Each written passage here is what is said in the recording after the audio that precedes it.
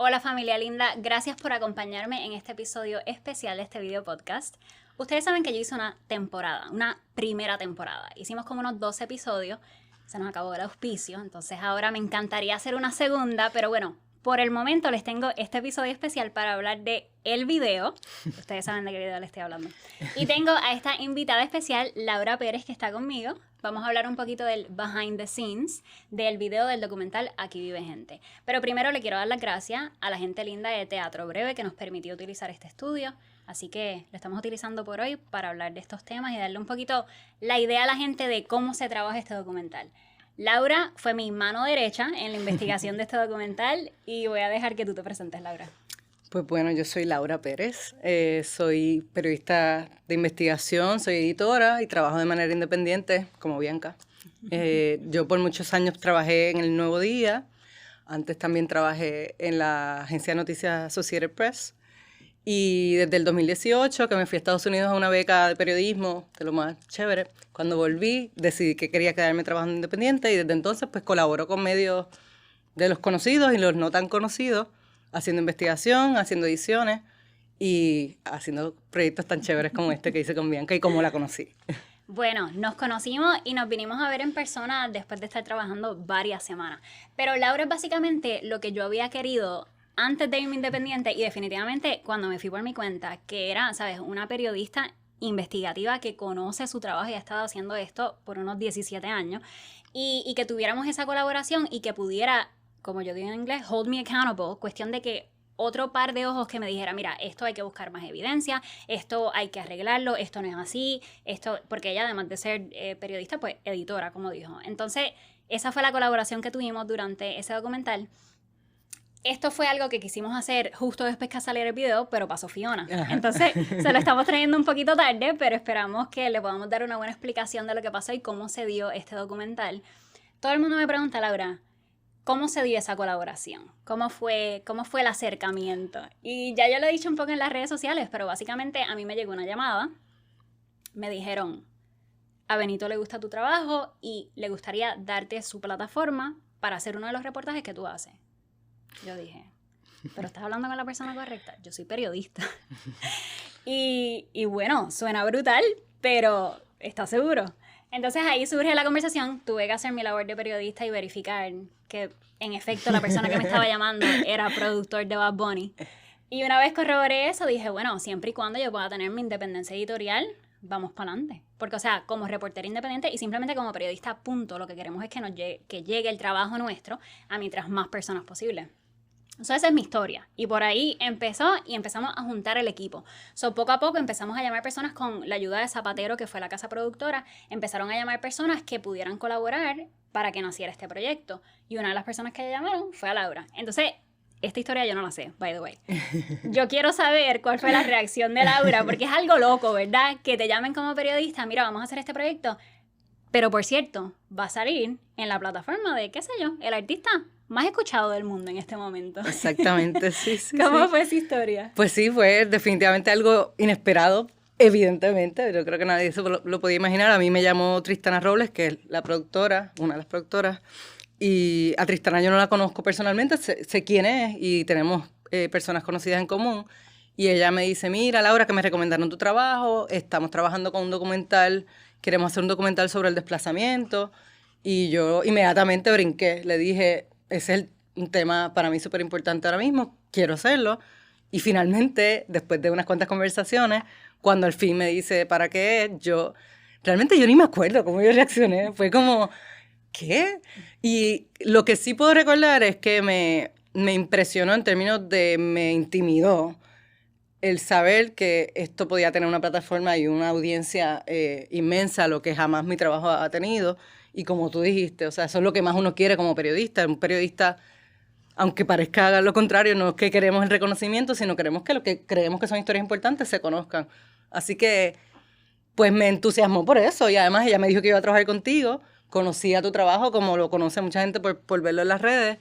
Y dije, pues vamos, o sea, vamos a hacerlo. Y nada, no me arrepiento para nada.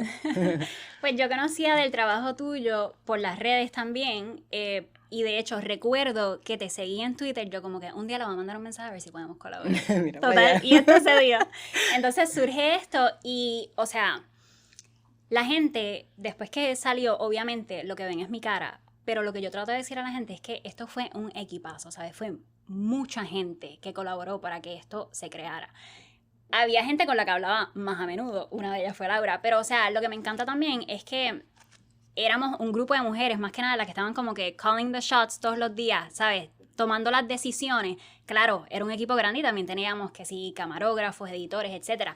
Pero con las que yo me comunicaba a menudo, estamos hablando, Laura, tenía la productora Bárbara Cardenales, tenía a otra productora, Carmen Díaz, y a Tristana.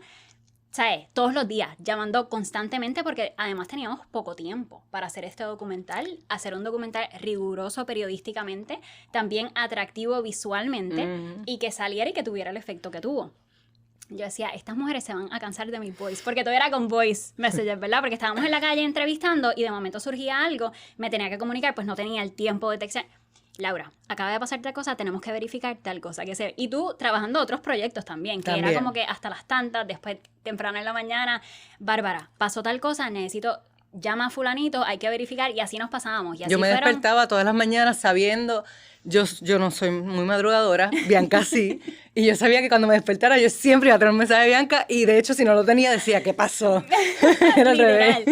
Yo soñaba con el proyecto, para empezar.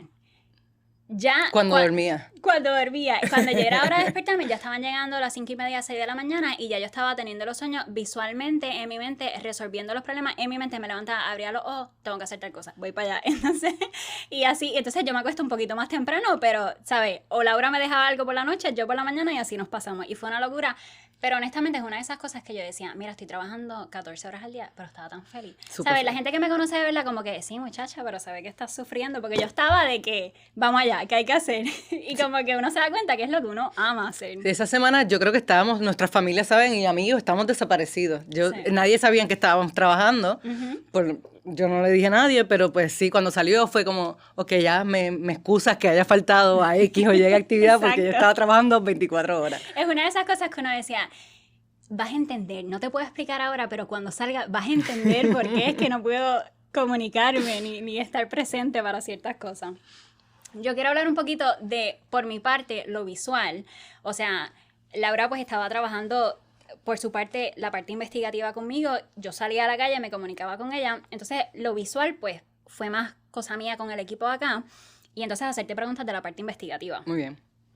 Pero una parte que todavía no he hablado de cómo se desarrolló este inicio. Básicamente quiero ir como que por las partes del documental. Ese principio, ese desayuno, desde el principio estábamos hablando cómo vamos a hacer la transición de un video musical a un documental y que la audiencia se quede para verlo. Entonces sabíamos que ya la visión del video musical iba a terminar con un amanecer. Teníamos esa idea, ok, pues ¿cómo hacemos? Vamos del amanecer al documental. El punto es que Maricruz Hernández, que ustedes la ven en el documental, súper chula, una mujer bella, ahora les cuento cómo fue que la encontré. La vamos a entrevistar y ella, como le encantó tener gente en su casa, dice, vengan para acá que un día yo les cocino, vuelvan, pero esta vez no vienen a trabajar, vamos a comer, qué sé yo. Nos quedamos con eso, ok, Maricusa, venimos un día. Después estamos hablando, ok, la transición, y Tristana dice, bueno, Maricusa nos invitó, ¿por qué no vamos para su casa? Invitamos a los demás personajes, las demás personas que entrevistamos y que se pongan a conversar. Y yo, bueno, pues si es un amanecer, pues podemos hacer como que el amanecer del video musical, lo pareamos con el amanecer, el desayuno. Sí, de momento como que me gusta esa idea, vamos a llamar.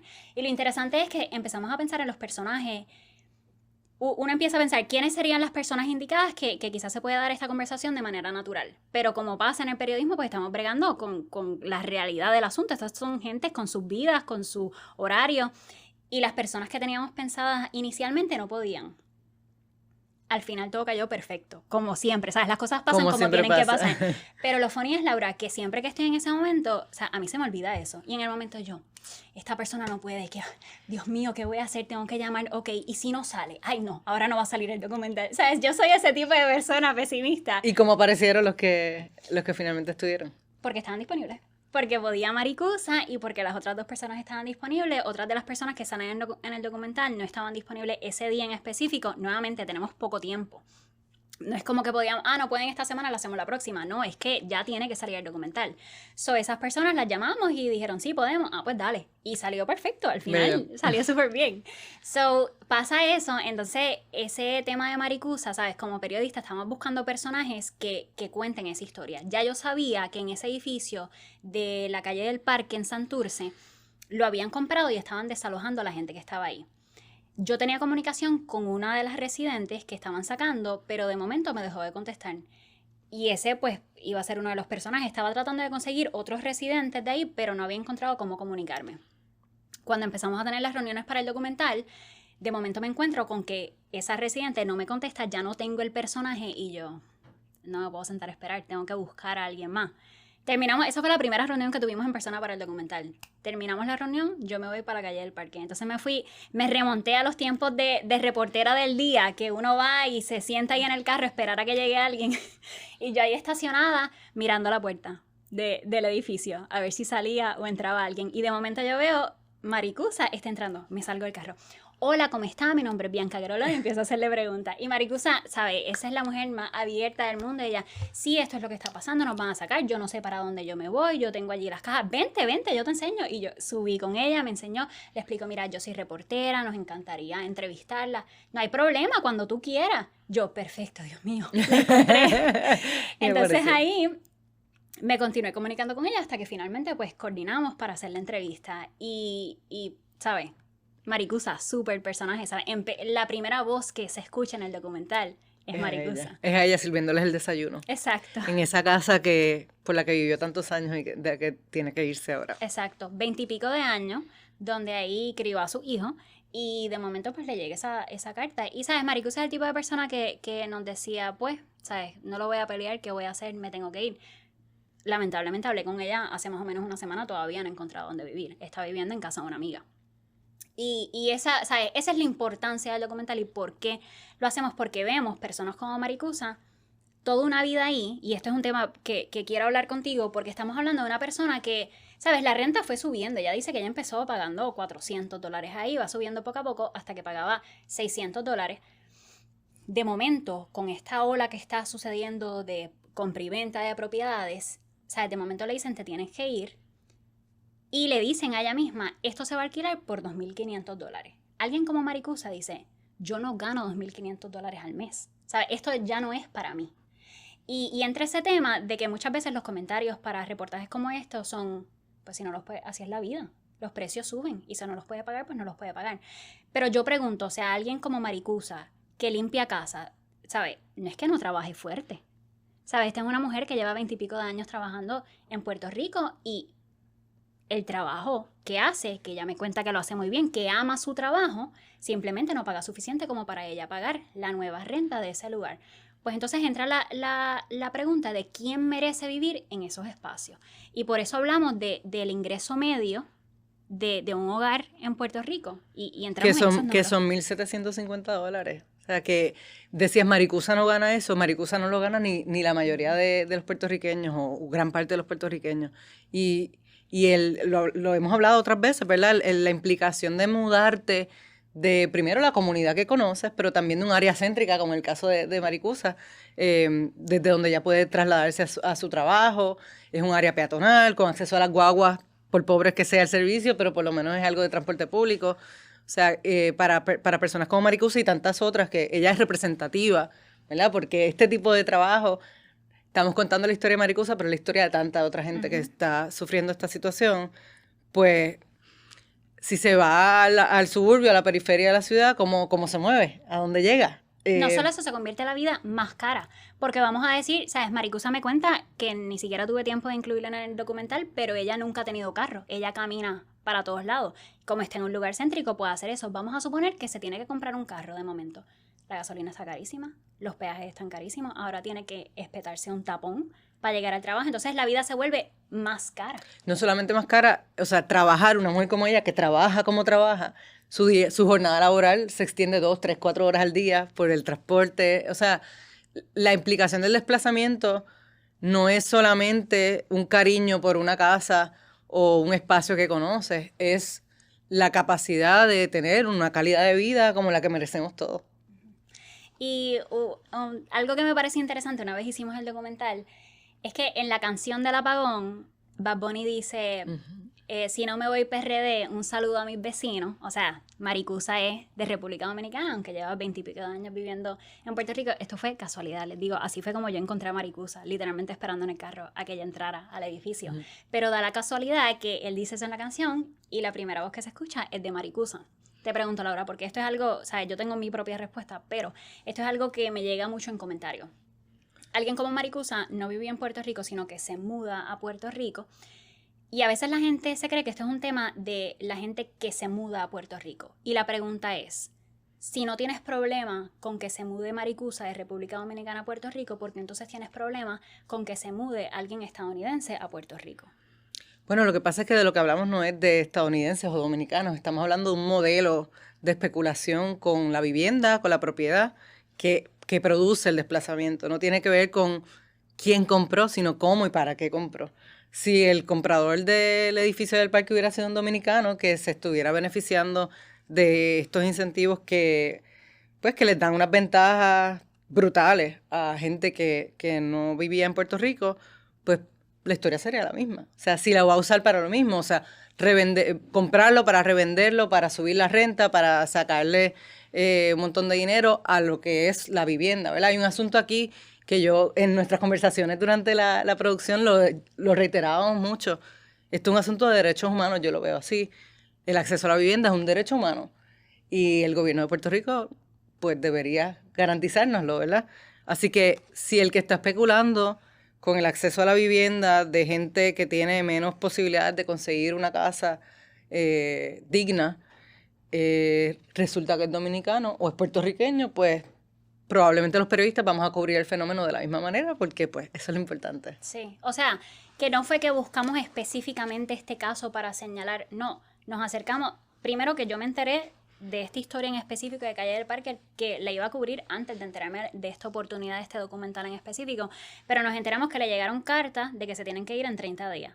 Esa historia yo la iba a cubrir y en ese momento yo no sé quién lo compró. Claro. Ni quién lo iba a cubrir. ¿Por qué? Porque estamos hablando de gente que lleva ahí toda una vida y de momento se tienen que ir en 30 días, están vendiendo el edificio por esta cantidad y lo quieren alquilar a esta cantidad. Eso, de por sí, es una historia noticiosa. Una vez nos adentramos, pues nos damos cuenta que sí, que las personas que compran vinieron de Estados Unidos y las personas, ¿sabes? Maricusa vive ahí y es de República Dominicana. Pero es ese tema de que como periodista, ¿sabes? No, ese no es nuestro trabajo, ver, ¿sabes? De dónde viniste, no, sino cuál es la política pública, a quién está favoreciendo y a quién le está haciendo daño. Exactamente. Y eso fue lo que encontramos. Sí, y el asunto de la Ley 22, pues lo traemos y porque está diseñada para beneficiar al que viene de fuera. Sí, y lo que hemos visto es que tiene ese efecto. No tiene que ver con una cuestión nacionalista o xenofóbica en ese caso. Es simplemente pues que es la política pública, como tú dices. Sí, entonces vamos a hablar un poco de la Ley 22, explicar un poco lo que es. Y, ¿sabes? Yo doy la explicación simple que yo siempre trato de dar y entonces tú das la tuya. La Ley 22 ahora es parte de la Ley 60. Yo continúo refiriéndome a esa ley como la Ley 22, aunque ahora es parte del Código de Incentivos de la Ley 60, porque la Ley 22 es específicamente para inversionistas individuales. Entonces, en la Ley 60 hay muchos incentivos, pero la Ley 22 específicamente es este beneficio que le permite a las personas que se mudan a Puerto Rico, y yo digo que se mudan porque son personas que tienen que haber vivido fuera de Puerto Rico entre el 2006 y 2012. Entonces, por eso yo digo que no le aplica a la población local que ha estado viviendo continuamente en Puerto Rico, porque a menos que hayas estado fuera de Puerto Rico en esos años en específico, pues no te aplica. Entonces, lo que hace es que le da el 0% de impuestos en la ganancia capital a las personas que han estado fuera de Puerto Rico en ese tiempo. Tienes que solicitar, te dan el decreto, etc. Este es un incentivo bien atractivo, especialmente si eres alguien que haces inversiones como modo de vida y como modo de ingreso. Porque en Estados Unidos, el impuesto en la ganancia capital a corto plazo puede ser de hasta el 37%. Sí. Entonces, estamos hablando o pago 37% de impuestos, eso depende, ¿verdad? Eso no es para todo el mundo, sino es por escala. pero o pago el 37% hasta el 37% o el 0% si me mudo a Puerto Rico. Entonces es muy atractivo. Y lo que sucede con esto, que a veces también creo que hay confusión, que la gente se cree que esto es una denuncia a un incentivo contributivo, cuando en realidad es una denuncia al efecto que está trayendo de desplazamiento. Exactamente. Entonces, el incentivo es una cosa, pero donde está la noticia es donde vemos la conexión entre el incentivo y el desplazamiento. Y ahí quiero entrar en el trabajo que tú hiciste para identificar lo que está pasando en Puerta de Tierra. Porque para poder decir que está teniendo un efecto, teníamos que corroborar que algunas de las propiedades se están comprando o las están comprando personas que se benefician de la Ley 22. Entonces, hablamos un poco de qué fue lo que hiciste ahí para identificar eso. Sí, ese fue, yo creo que parte de las partes más engorrosas y largas de la investigación. Nosotros lo que hicimos fue que identificamos, como Bianca estaba hablando con vecinos de Puerta de Tierra que estaban denunciando que esto está ocurriendo, pues cómo nosotros como periodistas lo corroboramos. Pues yo fui al catastro y al registro de la propiedad y fui mirando bloques, o sea, son como 3 o 4 manzanas, yo diría, ¿verdad? En esa zona. Fui mirando el mapa, literalmente, cada propiedad, buscando el número de catastro, comparándolo, entrando al registro de la propiedad, buscando las escrituras, leyéndolas, y así pude ir haciendo un tracto de las compraventas que han ocurrido allí. Pero cuando empezamos el trabajo nos dimos cuenta que había que acotar el tiempo, porque pues no es, ¿verdad?, por la historia de Puerta de Tierra, sino desde que empezó el decreto. Y entonces decidimos, 2018 hacia acá, y entonces pues meterme en el registro de la propiedad, que gracias a Dios ahora está online, porque cuando yo empecé en este trabajo hice unas cuantas investigaciones que me tenía que meter ahí en las oficinas del registro, a buscar ahí en los legajos. Pues ahora lo buscas y no es tan sencillo porque hay que tener como que vueltas para encontrar, pero fuimos poco a poco encontrando esa evidencia de esas compraventas. Y lo que vi, lo que encontré y lo que luego se refleja en el mapa que acompaña en el documental es que es como, sí, es un acaparamiento, literalmente. Estas personas han estado comprando propiedades a lo largo de toda esa franja de la calle San Agustín y la calle de Pelayo, y es como una T, y la Ponce de León, y entre ellos también se compran y se venden propiedades, y se hacen socios y hacen una nueva corporación con la que comprar una nueva propiedad, y quedó el mapa que quedó. O sea, yo creo que es de las cosas más fáciles de ver cómo poco a poco se fue haciendo la sombra, ¿verdad? Demostrando cómo estas personas compraron tantas propiedades allí, y definitivamente esa investigación documental corroboró lo que te estaban diciendo y lo que perciben los vecinos de Puerta de Tierra, porque yo creo que también somos muy dados a la anécdota, ¿verdad? Yo escuché que tal compró y que sea un beneficiario, pero eso es una cosa y otra cosa es comparar,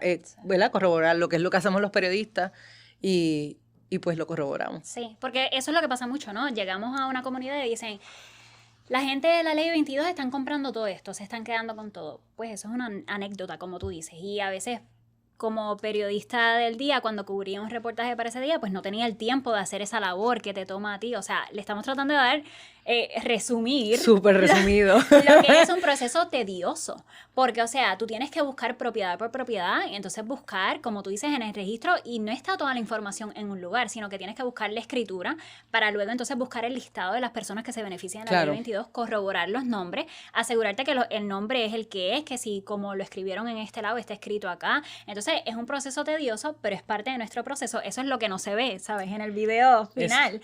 Pero para nosotras decir con confianza, esto fue lo que sucedió, pues tenemos que pasar por ese proceso, ¿sabes? Que nos lo diga una persona de boca, obviamente no es suficiente y es parte de nuestra labor, pues entonces hacer ese proceso. Entonces Laura, que me cayó del cielo, yo estoy ahí, ¿sabes? En la calle entrevistando gente y yo digo, Dios mío, tengo que corroborar esto, pero también tengo que irme a escribir y tenemos que editar y tenemos que hacer mil cosas. ¿Cuándo voy a tener el tiempo? Entonces tener a alguien como Laura que yo...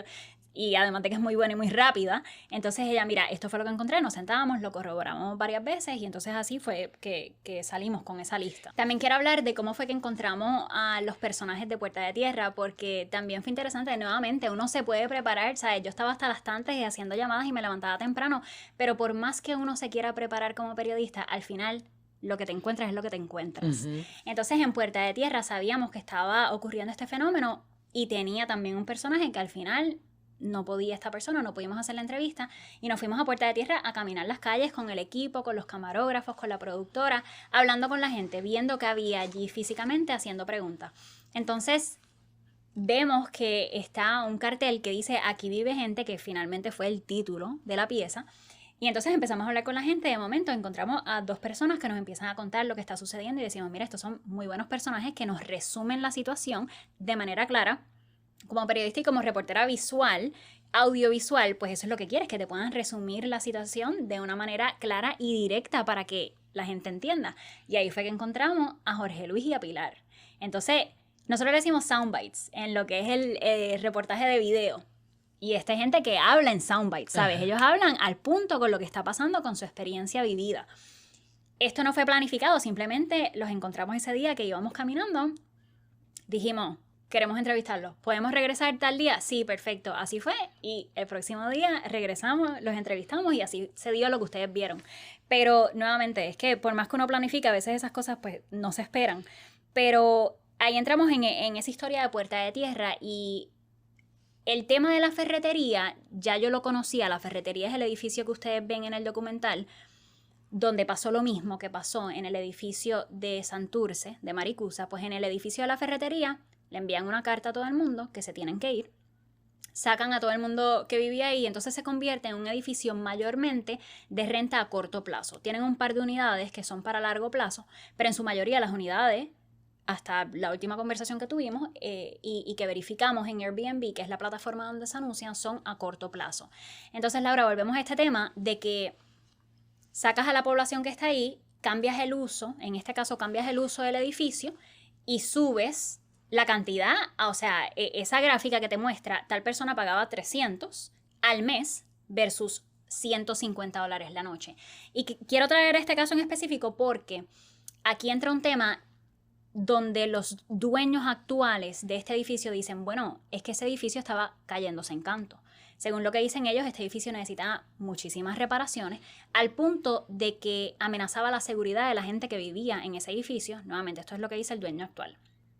Por cierto, y ustedes lo ven en el documental al final, le hicimos el acercamiento varias veces para que hablara de sus puntos y por qué las cosas se dieron como se dieron, pero no aceptaron a la entrevista. Entonces, mostramos, como periodistas queremos mostrar todas las perspectivas, pero estamos limitadas en cuanto a quién nos quiere hablar en cámara, quién nos quiere dar las entrevistas. Uh-huh. Pero, ¿qué tienes que decir acerca de ese tema? Muchas veces la gente me comenta, ahora está más lindo, lo arreglaron. Si el dueño anterior no tenía el dinero para arreglarlo y ponerlo en condiciones, pues tiene que llegar alguien con dinero para invertir en él. Y si invierten en él, tienen que entonces alquilarlo a un precio más alto para que puedan cubrir los gastos. Sí, que eso es un poco lo que te dice el presidente de la Cámara, ¿verdad? Él habla de que Puerta de Tierra estaba abandonado y que pues esto es una cuestión de oferta y demanda. Yo pienso sobre eso, lo que dije ahorita. Yo pienso que la vivienda es un derecho humano y que, pues sí, ellos compran esos edificios, los compran porque llegan a Puerto Rico con un incentivo que les beneficia de sobremanera y que permite que las ganancias que obtienen de esos negocios no paguen impuestos, ¿verdad? Ese contexto es importante, es muy importante. Esto no es un proyecto, por ejemplo, que el gobierno subvencione, que se remocen esos edificios para que la gente viva en lugares dignos. No es eso. Pues si los compran y los ponen para otro uso, de repente se convierte en un uso turístico que definitivamente tiene un impacto en la comunidad enorme. ¿A dónde se va esa gente? Pues se irán, o nuevamente tiene el mismo impacto de lo que hablábamos ahorita de Maricusa, se irán a donde encuentren. ¿Y qué pasa con sus vidas? ¿Y qué pasa con la escuela de sus hijos? ¿Qué pasa con sus trabajos si estaban en la zona? El impacto de un desplazamiento es brutal en la vida. Tiene muchas facetas. No es solamente el lugar donde te acuestas por la noche.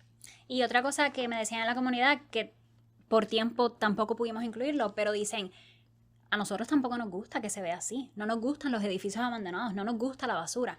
Entonces nos cuentan de este edificio al lado de donde vive Pilar, que ella me dice que han limpiado ya 5 veces la misma comunidad. Ella dice hasta los niños. Nos hemos metido ahí, hemos sacado los escombros y de hecho estaban en conversaciones con el municipio para ver si podían convertirlo en un centro comunitario. Pero como sucede en muchas partes de Puerto Rico, es un edificio que debe mucho dinero al crimen. Estamos hablando de una deuda de miles de dólares que la comunidad no tiene ese dinero. le dijeron que iban a resolver el problema, no lo han resuelto y está el edificio abandonado. Y en algunos casos, algunos de estos edificios son edificios que le pertenecen al gobierno. Entonces, la comunidad dice, si nos los mantienen abandonados, pues sí, pues eventualmente llega alguien con el dinero que no tenemos nosotros, lo compra y pues ya no es nuestra comunidad y poco a poco pues nos van sacando de aquí. Entonces, esa también es parte de la conversación con funcionarios del gobierno de si verdaderamente lo que nos dicen es cierto, que no quieren ver estas comunidades desplazadas, pues entonces, ¿cuál es la solución para que la comunidad pueda estar en buenas condiciones como lo quiere todo el mundo, pero que no se tenga que sacar gente? Y el caso de Puertas de Tierra yo creo que es emblemático sobre esa falta de atención del gobierno, porque como tú lo que comentaste de ese caso, ese edificio que ellos limpiaron, la verdad es que ese slogan de Aquí vive gente, ese slogan lo desarrollaron en Puertas de Tierra los vecinos de Puertas de Tierra. Es un movimiento comunitario que lleva muchos años, y ellos han estado tratando de recuperar espacios, como tú dices.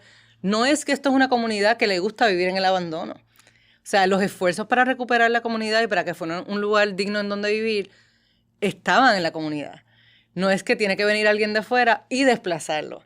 Y yo creo que el gobierno de Puerto Rico probablemente también ayudan, ¿verdad?, las políticas de austeridad en las que llevamos tanto tiempo, pero yo creo que el gobierno de Puerto Rico ha pensado, bueno, pues si llega alguien privado, un inversor privado que compre, pues que lo resuelva ya y no se mete el gobierno ¿verdad?, en proveerle a la comunidad algo que le llevaba reclamando por mucho tiempo, que tampoco me parece que fuera tanto, como tú dices, un edificio, no son unas inversiones inmensas.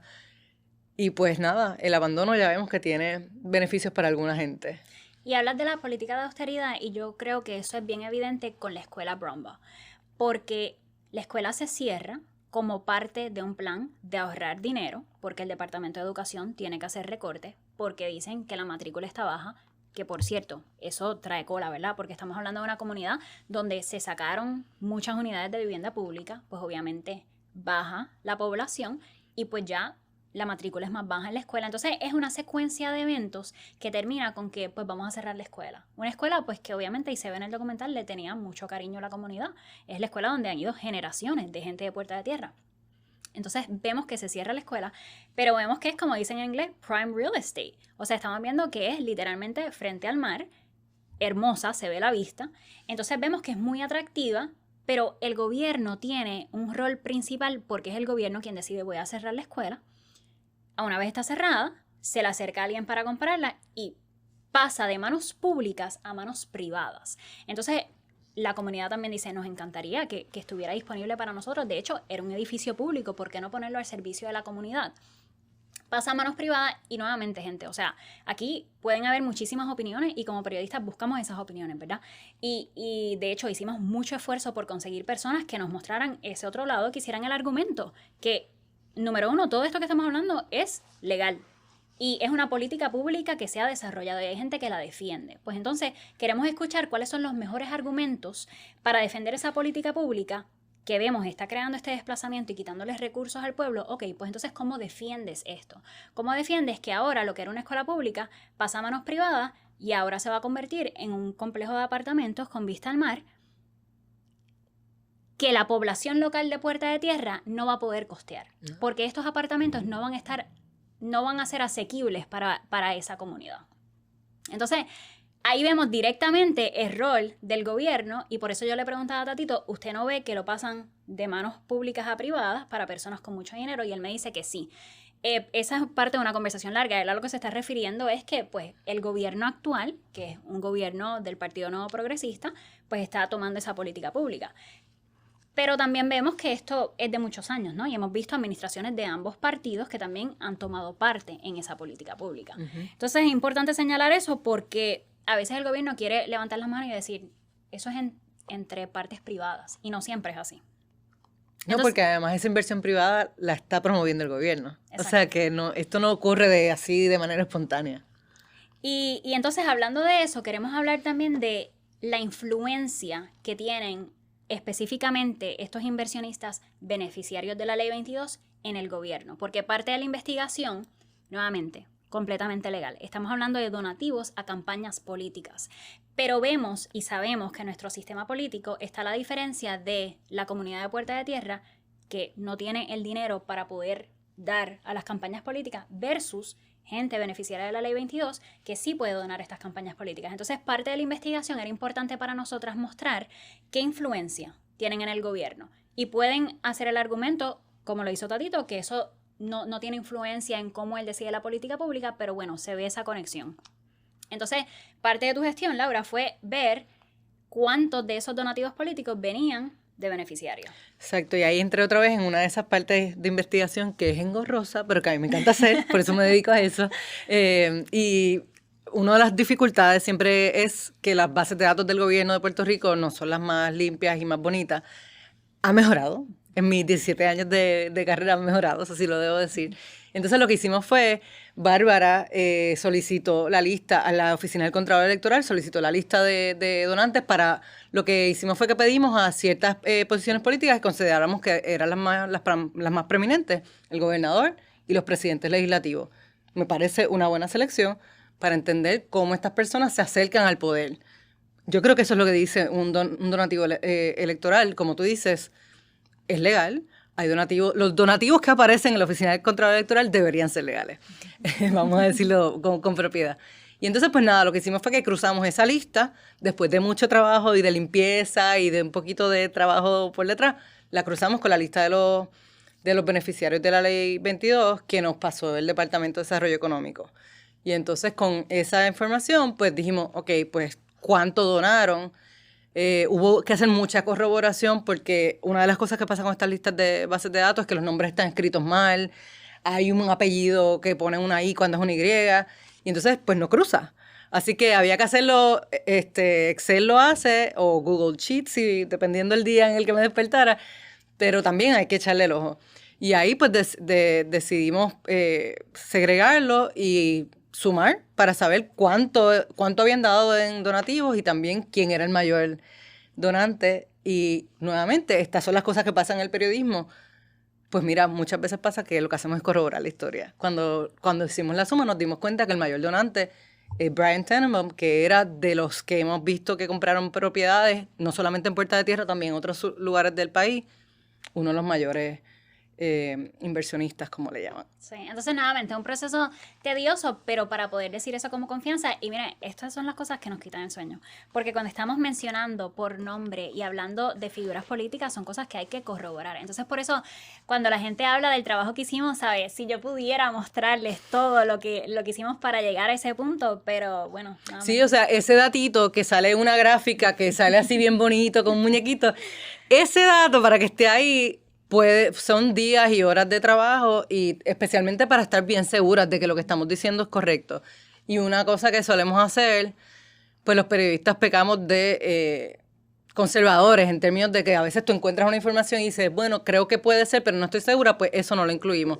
Así que a mí siempre me gustan esos números, yo siempre digo, al menos tanto, porque estoy segura que puede ser que haya algo más, ¿verdad? Que no hayamos podido corroborar y que no está ahí. Pero sí, esto es lo que distingue el periodismo de la opinión y de la simple anécdota, como yo decía ahorita. Yo creo que este trabajo, este reportaje documental está basado en una investigación que es rigurosa, que es corroborable, que está detrás y que, como tú dices, pues puede ser que nos equivoquemos, pero si nos equivocamos, lo corregimos y ahí está el mejor, ¿verdad? El mejor resultado de lo que nosotros pudimos hacer. Sí, entonces pasamos a las playas, después que hablamos de todo ese desplazamiento, pasamos al tema de las playas, que, o sea, lo que vemos es, nuevamente, lo que se supone que sea público, si en efecto está pasando a manos privadas. Y por eso el tema de las playas, porque las playas en Puerto Rico, como ustedes saben, todas las playas se supone que por ley sean públicas. Sin embargo, estamos viendo que el acceso o se está eliminando o dificultando a ciertas playas. Entonces ahí es que nos vamos al área de Dorado y pues más o menos lo mismo. Aquí sabemos que queremos hablar de este tema, quién es el mejor personaje para hablar de este tema, y encontramos a Rosa Rivera. Cuando yo sabía que íbamos a tocar el tema de las playas y decidimos que íbamos a hablar del tema de Dorado, porque es un sitio donde se ve evidentemente lo difícil, casi imposible, del acceso a ciertas playas en Dorado, yo sabía que yo había cubierto una de las protestas, party/protestas que estaban haciendo en las playas. Me tiré la caminata ya una vez, yo sabía cómo era el camino para llegar a esa playa, y en esa protesta fue que conocí a Rosa y me pareció bien interesante el caso porque Rosa es alguien que trabaja allá adentro y recuerdo que había muchos comentarios después de que yo puse ese video, fue un video corto en las redes, que decían, Dios mío, Rosa, la van a votar por estar hablando así. Lo que pasa es que Rosa trabaja de manera independiente, o sea, ella no trabaja para el complejo, para Dorado Beach como tal, ella trabaja con familias como contratista individual, familias que viven ahí que la contratan para hacer limpieza. Entonces, estoy hablando con ella y me cuenta, ¿sabes? Un día como hoy que yo no estoy trabajando, tengo que darme la caminata porque no tengo acceso. Que nuevamente, por reglamento, se supone que haya acceso, aunque sea propiedad privada, se supone que haya un acceso fácil para que el público pueda entrar a la playa que es pública. Entonces, cuando íbamos a hacer eso, pues quería encontrarla. Tuve que tirarme para las redes porque no tenía su contacto. Rosa, hasta que la encontré. Y Rosa, claro, vamos a hablar. Nos fuimos para allá. Y mira, ese día me quemé. Yo que trato de cubrirme el sol, yo salí quemadita porque estuvimos en esa playa. Un montón de horas. Un montón de horas, toda la caminata, que si setear la cámara, que si no sé qué, que si esperar a que Pedro Cardona Roy, que también lo entrevistamos, que llegara, que hiciéramos, ¿sabes? Fueron largas horas en la playa, entonces caminando por las piedras, todo eso. Entonces ese es el behind the scenes. Algo que pasó que no entró al reportaje porque ya yo me había ido con Pedro. Es que después me cuentan que cuando Rosa está así, estamos afuera, desde el principio nos dimos cuenta que habían guardias de seguridad que tan pronto nos ven y tan pronto nos ven con las cámaras, se acercan y están pendientes que no vayamos a cruzar para lo que ellos reclaman como propiedad privada. Vemos eso, Rosa, ¿sabes? Algo interesante que ha sucedido en esto es que la gente empieza a educarse en cuanto a qué es público y qué no, según la ley y el reglamento. Entonces Rosa les está haciendo sus argumentos a medida que vamos caminando. El punto es que yo me voy a hablar con Pedro y me cuentan que la familia para la que trabaja Rosa viene la mamá y su niña. Entonces me dice Rosa que la nena la quiere un montón. Y la nena que sí quiere, pero entonces Rosa no puede pasar. Porque Rosa no, o sea, lo que ellos reclaman como propiedad privada, pues ya Rosa no puede pasar para saludar a la nena. O sea, tienen que acercarse y pasarle la nena a lo que ellos consideran público, que es parte de la playa, para que ella la salude. Entonces para mí eso muestra de manera muy visual y presente, pues esa división, ¿no? Que nuevamente está lo que es la propiedad privada, pero que se supone que hay un acceso. Pero nos tuvimos que tirar la caminata. Entonces quiero hablar, Laura, un poco de lo que sucedió en ese caso, que vemos cómo se hizo el acceso tan difícil que en la práctica se privatiza, pero también un poco de también las conexiones. O sea, lo que yo le pregunto a Pedro es, Pedro, ¿por qué sucede esto? Si hay una ley y un reglamento claro, ¿por qué entonces se le está ¿cómo se dice? Obstruyendo o ahora no puedo decir la palabra. Obstaculizando. Ahí está. Obstaculizando el acceso a la gente para llegar a la playa. Me dice, la respuesta que no nos gusta, pero es la realidad, es el poder que tienen ciertas personas en Puerto Rico. Pues, ¿cómo se prueba ese poder? Lo mejor que podemos hacer como periodistas es nuevamente ver la influencia que tienen ciertas personas. Entonces dijimos, pues vamos a ver los donativos políticos. Y ahí es que entramos un poco en la compañía que es dueña de eso. Exacto. Prisa Group, que es dueña, fue constructora y es codueña de Dorado Beach y de otros complejos hoteleros y, por ejemplo, el distrito ahí en Centro de Convenciones en Isla Grande. La figura principal de Prisa Group, y yo creo que quien tiene mayor presencia pública y conocida y reconocida es Friedel Stube, y era lógico, ¿verdad? Vamos a buscar cuáles son los donativos, como dije ahorita, o sea, la lista de donativos electorales, eso tiene un límite, ¿verdad? Y en Puerto Rico es 2.700, 2.800, creo que es el número. Es legal, pero como tú dices, los periodistas, pues, una manera que podemos reseñar cómo se acercan al poder estas personas, pues es buscar en esa lista. Yo dije, bueno, pues voy a buscar a Stube, y de repente dije, pero déjame ver, porque yo sé que sus hijos trabajan con él, pues déjame ver los hijos, y de repente digo, espérate un momento, yo no me voy a sorprender, yo sé que ellos son donantes políticos, porque yo me los he encontrado en otras ocasiones, en otras investigaciones, pero ¿y el resto de la directiva de Prisa Group? O sea, de la gente que ocupa cargos directivos en esa compañía. Pues me metí en la página de ellos, busqué los nombres, son como unas 7, 8 personas, me gustaría tener el número, pero la verdad es que no me acuerdo ahora. Y entonces busqué lo primero que tuve que hacer es confirmar cómo se llaman, cuál es su nombre completo, porque en el registro del Contralor Electoral no necesariamente aparece el mismo nombre, a lo mejor, qué sé yo, a ti te llaman Bianca Groló y ya, y en la lista aparece Bianca C. Groló y, ¿sabes? Todo tu nombre, o en mi caso, Laura N. Pérez Sánchez. Y si me buscan por Laura Pérez, pues no vas a saber que es esa Laura Pérez. Pues tuve que hacer todo ese contraste de los nombres, buscar sus perfiles, tratar de definir quiénes son. Y cuando supe quiénes eran, pues los corroboré y todos, menos dos, creo que eran dos o una persona, son donantes de los mismos partidos, de los mismos candidatos.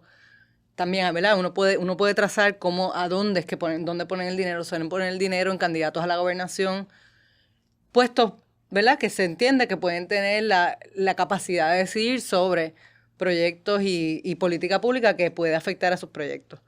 Y así lo hicimos. Y, nuevamente, yo busco y yo pienso que a veces no voy a encontrar, pero la mayor parte del tiempo encuentro. Y encontramos, fue bastante dinero. Sí, obviamente el presidente es el que más ha donado, pero creo que ese dato a mí me pareció que le da una contundencia a nuestro trabajo en términos de la seriedad con que lo hicimos, pero también estamos ofreciendo un dato que no se conocía y que, reitero, yo siempre lo digo cuando hablo de los donativos electorales, son legales y también están ahí para algo. O sea, yo no soy donante de ninguna campaña política, nunca lo he sido y no lo seré. Yo por lo menos estoy muy agradecida de que tú hayas sido parte de este proyecto porque me salvaste la vida muchas veces y el equipo en general, o sea, sabes, no me canso de repetir de que fue un equipo bien completo de gente bien talentosa que le metieron a esto, sabes, y lo dejaron todo para que esto saliera como salió. Y de verdad que pues yo estoy bien contenta con la respuesta porque mucha gente, sabes, del mundo entero, literal me han estado llamando de muchísimos países para hacer entrevistas porque también creo que no es solamente la historia de Puerto Rico, son temas que se repiten en otros países y que mucha gente se identifica con esto. Así que fue una experiencia y una oportunidad súper porque llegarle al mundo y también que venga trabajo de periodistas independientes que sí tenemos una historia de trabajar con diferentes medios, pero llegó un punto que dijimos, sabes, nos vamos por nuestra cuenta y antes de terminar quiero hablar un poquito de eso, de la importancia del periodismo independiente porque yo por lo menos, y obviamente I'm biased y ¿sabes? Soy parcial en esto, de que para mí el periodismo independiente, ¿sabes? El valor es increíble y la razón por la cual me fui por mi cuenta es porque quería tener esa libertad de tocar los temas a la profundidad que yo escogiese, que poder hablar de estas cosas sin límite de tiempo y dedicándole mucho tiempo y amor a un tema que era importante para mí. Entonces, ¿por qué tú te fuiste independiente? Pues te escucho y yo estoy aquí así. Porque es como, exactamente. Yo creo que hay como un misticismo del periodista independiente y del periodismo en general, como de la censura. Y mira, eso ocurre. Pero realmente, por lo que yo decidí que me quería ir por mi cuenta, es porque te escuché hablar del tiempo y yo creo que eso es como, o sea, probablemente lo más incomprendido para la gente que no se dedica a lo que nosotros hacemos. Y lo más que yo añoraba, tener tiempo para dedicarle a las historias lo que necesitaran. La primera historia que yo hice como periodista independiente, con un lujo de financiación, y por eso lo pude hacer así, estuve 1 año y pico detrás de la historia. Entonces yo podía volver a esa comunidad, pude ver cómo se iba desarrollando. Ese entender la historia hace que lo que contemos sea mucho más justo y también más pertinente, ¿verdad? Porque no estamos reaccionando y ya, sino que damos mayor profundidad. Yo soy escritora más que nada, o sea, yo lo que hago es periodismo escrito, lo que hacía, ya debo decir, porque ya estoy metida en todos estos líos. Y estoy muy acostumbrada, pues, a hacer, me gusta hacer las historias más sosegadas y a mí me importa mucho el matiz. Y yo siento que en el periodismo de diario, desgraciadamente, tiene su valor, es importante, lo defiendo, creo que tiene que existir, pero desgraciadamente hay poco espacio para el matiz o cuesta mucho. Entonces, pues, yo me fui por mi cuenta porque yo creo en esta profesión, que no estudié y que terminé aquí, yo estudié historia, pero terminé siendo periodista porque me tocaba, evidentemente. Y creo mucho en el periodismo, creo que el periodismo independiente ahora, o al menos en esta época de redes sociales y eso, empieza a marcar pauta y eso es chévere, porque yo creo que obliga a medios más tradicionales a atreverse a cosas que no se atrevían antes. Ese arrojo, eso que tú decías, el atreverte y porque no tienes ataduras, pues yo creo que la innovación también es importante en el periodismo. Sí, o sea, yo creo que hay gente que dirá, en serio, como que periodismo dentro de un video musical de perreo y reggaetón, El periodismo se hace donde la gente me escuche, ¿sabes? Periodismo es yo hablarte de lo que encontré investigando tal cosa allí en la esquina, en el bar, ¿sabes? Entonces para nosotras, por lo menos para mí, la oportunidad de llegar al mundo, sea como sea, hay gente que lo empezó a llamar el perreodismo. El periodismo. Pues vamos para adelante con el perreodismo. El periodismo. El periodismo. Yo pensé cuando empezamos a hacer el proyecto, como dije al principio, lo que más me impresionó, y uso la palabra impresionó, pero realmente es como que fue como medio apabullante, fue imaginarme el alcance que podía tener esto. Por lo tanto, la responsabilidad era triple. Yo soy súper celosa con mi trabajo, súper rigurosa, trato de serlo, ¿verdad? No quiere decir que no cometa errores, pero trato de ser lo más rigurosa.